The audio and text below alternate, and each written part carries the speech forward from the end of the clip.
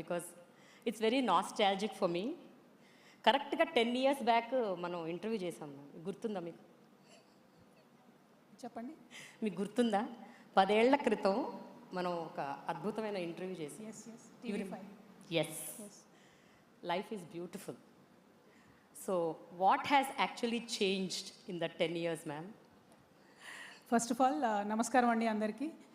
Way to news వారికి ప్రత్యేకంగా ధన్యవాదాలు తెలియజేస్తూ ఉన్నాను. ఎందుకంటే ఇంత మంచి ప్లాట్ఫామ్లో తెలంగాణ రక్షణ సేనగా కొత్తగా ఒక రాజకీయ శక్తిగా పుట్టుకొచ్చినటువంటి మాకు, మా పార్టీకి ఇంత మంచి వేదికనిచ్చి మా అభిప్రాయాలను ప్రజలతో పంచుకునేటటువంటి సమయం ఇచ్చినందుకు వే టు న్యూస్ వారికి ధన్యవాదాలు.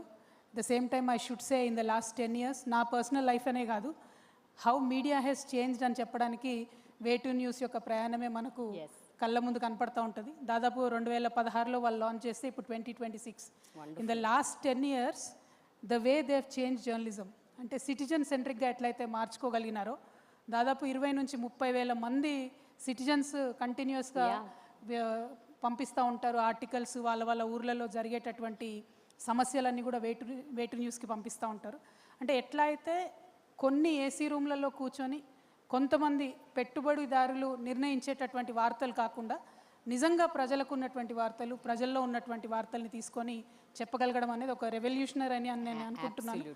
ఆ రెవల్యూషన్ని ప్రజల మధ్యలోకి తీసుకొచ్చినటువంటి వే టు న్యూస్ యాజమాన్యానికి, సిబ్బందికి, అన్నిటికన్నా ఎక్కువ సిటిజన్ జర్నలిస్ట్కి మనస్ఫూర్తిగా నేను కంగ్రాచులేషన్స్ చెప్తా ఉన్నానండి.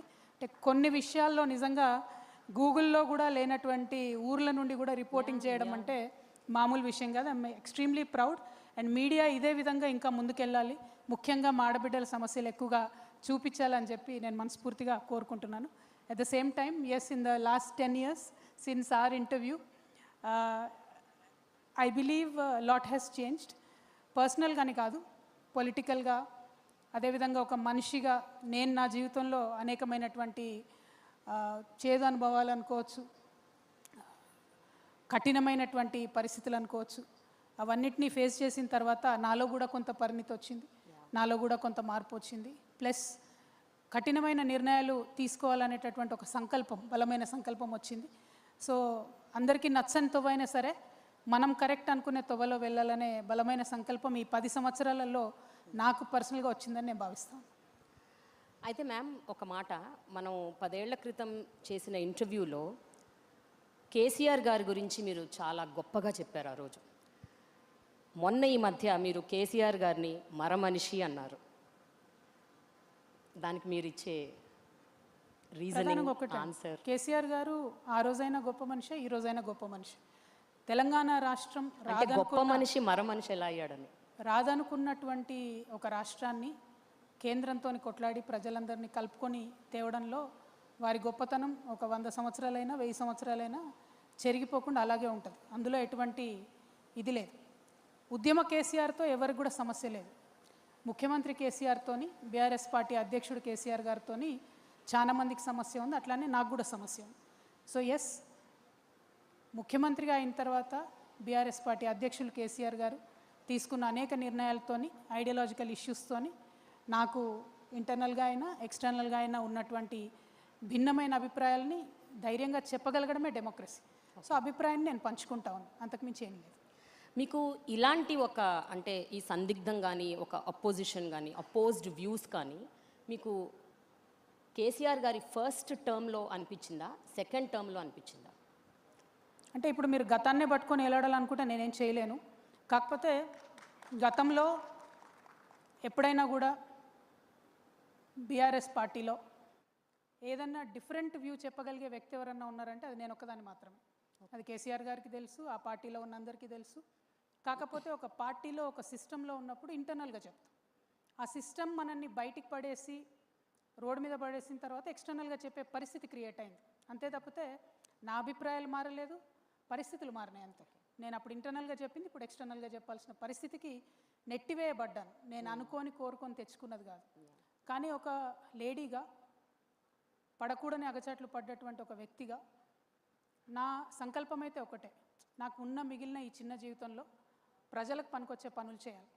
అలా చేయాలి అంటే నాకు తెలిసినటువంటి ఒకటే ఒక మార్గం, ఒక పొలిటికల్ వేలోనే సాధ్యమవుతుంది. రెవల్యూషన్ అనేది డాక్టర్ బాబాసాహెబ్ అంబేద్కర్ చెప్తారు రాజ్యాంగంలో, ఒక చుక్క రక్తం చిందకుండా నా భారతదేశ ప్రజలందరికీ నేను ఒక విప్లవాత్మకమైన మార్పును తీసుకొని వస్తాను ఈ రాజ్యాంగం ద్వారా అని ఆయన కాన్స్టిట్యూషన్. సో కేవలం ఒక పొలిటికల్ పార్టీ మాత్రమే బ్లడ్ షెడ్ లేకుండా ప్రజల జీవితాల్లో మార్పు తేగలుగుతుంది.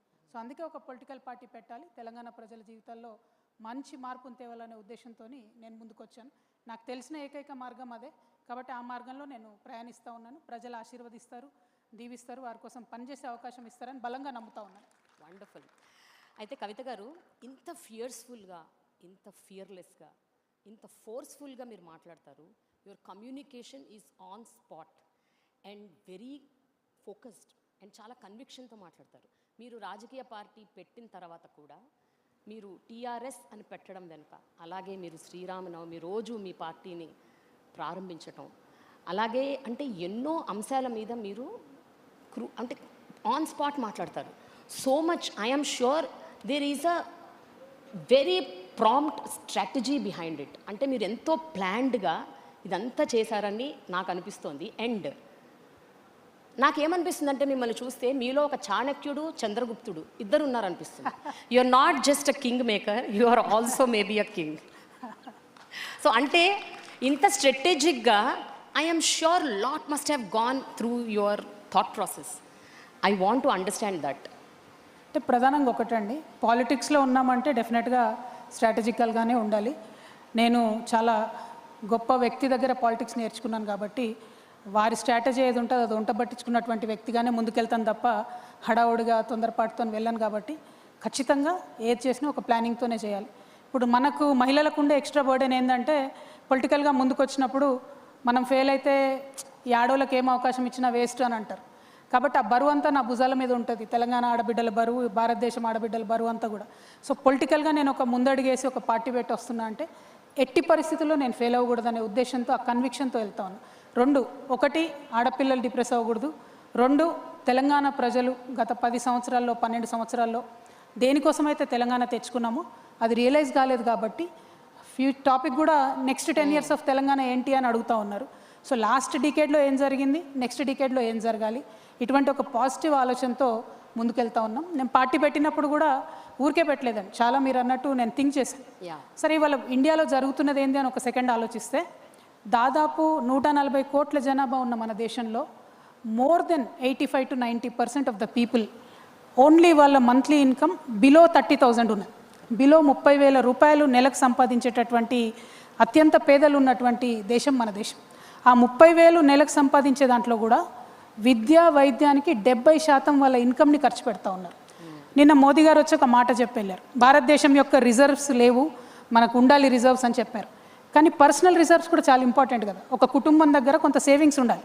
ఆ ఉండకుండా అయిపోయే పరిస్థితులు ఎందుకు వస్తున్నాయి ఇవ్వాలి అంటే విద్య మీద, వైద్యం మీద కంప్లీట్గా 70% స్పెండ్ చేస్తాం.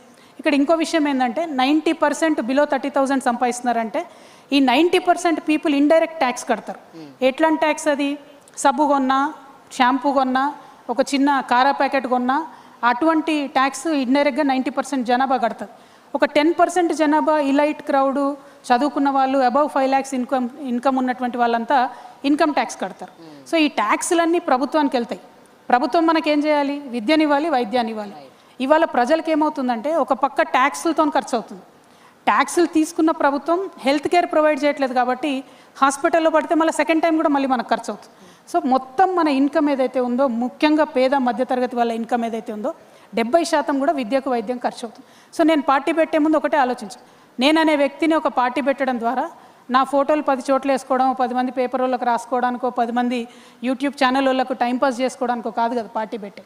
వాట్ ఈస్ ద గుణాత్మకమైన మార్పు, క్వాలిటేటివ్ చేంజ్ ఏం రావాలి సమాజంలో అని ఆలోచించినప్పుడు విద్య, వైద్యం ఈ రెండు గనక ప్రభుత్వం బాధ్యత తీసుకొని ఉచితంగా ఇవ్వగలిగితే, అది ప్రైవేట్ అయినా సరే, ప్రభుత్వం అయినా సరే, విద్య, వైద్యం నా తెలంగాణ ప్రజలకు ఉచితంగా ఇవ్వాలనే ఉక్కు సంకల్పంతోనే మేము ఈ పార్టీ పెట్టడం జరిగింది. రక్షణ సేన ఊరికే పెట్టలేదు, టైంపాస్కి పెట్టలేదు, లేకపోతే నాకెక్కడ అవకాశాలు లేక పెట్టలేదు. పొలిటికల్ కెరీర్కి అన్ని వైపుల నుంచి మనకు అవకాశాలు ఉన్నా కూడా ఒక ఇండిపెండెంట్ పార్టీగా ఉండాలి, ప్రజల మన్ననతో అధికారంలోకి రావాలి, అనుకున్న చేయగలగాలి, ఎవరి ఫోర్స్ లేకుండా అనుకునే చేయగలగాలంటే ఉచిత విద్య, ఉచిత వైద్యం అని రెండు చాలా బలంగా సంకల్పించుకొని పెట్టినాం. దాంతోపాటు ఇంకా ఒక 3 ప్రధానమైన అంశాలు. వ్యవసాయం. ఇవాళ ఉన్నటువంటి పరిస్థితుల్లో ఆ గవర్నమెంట్ ధరణి అని పెట్టింది, ఈ గవర్నమెంట్ వచ్చి భూమాత అని పెట్టింది. అయినా కూడా రైతుకు భూ సమస్యలు అయితే తీరలేదు. ఎందుకంటే పేరు మారింది తప్ప only name has changed, game has not change. కాబట్టి రైతుల కష్టాలు అట్లనే ఉన్నాయి. ఉపాధికి సంబంధించి కూడా ప్రతి ఒక్కరు వచ్చిన వాళ్ళల్లా ఉద్యోగాలు ఇస్తామంటారు తప్పితే ఎవరు కూడా ఉద్యోగాలు ఇచ్చే స్థాయికి మా యువకులు వెళ్ళాలి అని అనుకోవడం లేదు, మా యువతులు వెళ్ళాలని అనుకోవడం లేదు. కాబట్టి ఉపాధి మీద చాలా డీటెయిల్డ్గా వర్క్ చేసి ఆలోచన చేసి 2 lakhs to 20 crores వరకు మా యూత్ని నమ్మి, మా జన్జీని నమ్మి we want to invest in them. ఒక్క వాట్సాప్, ఒక్క గూగుల్, ఒక్క అమెజాన్ మన దగ్గర నుంచి ప్రొడ్యూస్ చేయగలిగినా కూడా ఐఎమ్ ష్యూర్ మొత్తం ఒక నెక్స్ట్ డికేడ్ అంతా కూడా తెలంగాణ బాగుంటుందనే ఉద్దేశంతో. ఇవన్నీ 4 ఒక ఎత్తు అయితే సోషల్ జస్టిస్ అని ప్రతి ఒక్కరు చెప్తారు లిప్ సర్వీస్ లాగా. Every party is in a situationship with social justice today. It's just in a situationship, they are not truly doing anything about it. మీరు బాగా జెన్జీ వర్డ్స్ బాగా నేర్చుకున్నారు మ్యామ్. బట్ జెన్జీ లాంగ్వేజ్ మీ పిల్లలు నేర్పుతున్నారా ఏంటి మీకు? Not really, it is a fact. అంటే వాళ్ళు ఏంటంటే నాన్ కమిటల్గా వీఆర్ దేర్ విత్ యూ అని చెప్పి ఒక సిచ్యువేషన్షిప్లో ఉన్నారు తప్పితే టుమారో మై పార్టీ తెలంగాణ రక్షణ సేన అధికారంలోకి వచ్చిన తర్వాత we will be married to social justice without a divorce option. So అంత డెడికేటెడ్గా, అంత కమిటెడ్గా, అంత సీరియస్గా సోషల్ జస్టిస్ కోసం పనిచేస్తాం. సోషల్ జస్టిస్ అంటే కేవలం కులాల ప్రాతిపదికని చెప్పట్లేనే. వికలాంగులు ఉన్నారు, వికలాంగులకు కనీసం ఇంత పెద్ద సెక్రటేరియట్ కడితే ఒక ర్యాంప్ కట్టుకోలేదు మనం. వికలాంగులకు ఫ్రీ బస్ ఇవ్వడానికి ముఖ్యమంత్రి గారికి, ఇప్పుడున్న ముఖ్యమంత్రి గారికి మనసు రావట్లేదు. అదేవిధంగా సీనియర్ సిటిజన్స్ ఉన్నారు, వారికి ఫ్రీ బస్ ఇవ్వడానికి మనసు రావట్లేదు. అక్కడేమో బీజేపీని చూసుకుంటే సీనియర్ సిటిజన్స్కి ఉన్న ఆ మాత్రం రైల్వే డిస్కౌంట్ కూడా ఎత్తేసి పడేస్తారు. సోషల్ జస్టిస్ అంటే ఏంటి మ్యామ్? ఎవరైతే తమకు తాము హెల్ప్ చేసుకోలేరో వాళ్ళకి హెల్ప్ చేయాలి, వల్నరబుల్ సెక్షన్స్కి హెల్ప్ చేయాలి. ఇప్పుడు లొంగిపోయినటువంటి మావోయిస్టులు ఉన్నారు, దాదాపు 1,00,000 మంది ఉంటారు తెలంగాణలో. అన్ని గవర్నమెంట్స్ ప్రామిస్ చేసాయి మేము ఇది చేస్తాం అది చేస్తాం, ఒక్క గవర్నమెంట్ కూడా ఏం పని చేయలేదు ఇంతవరకు. ఏపీలో కూడా అదే పరిస్థితి.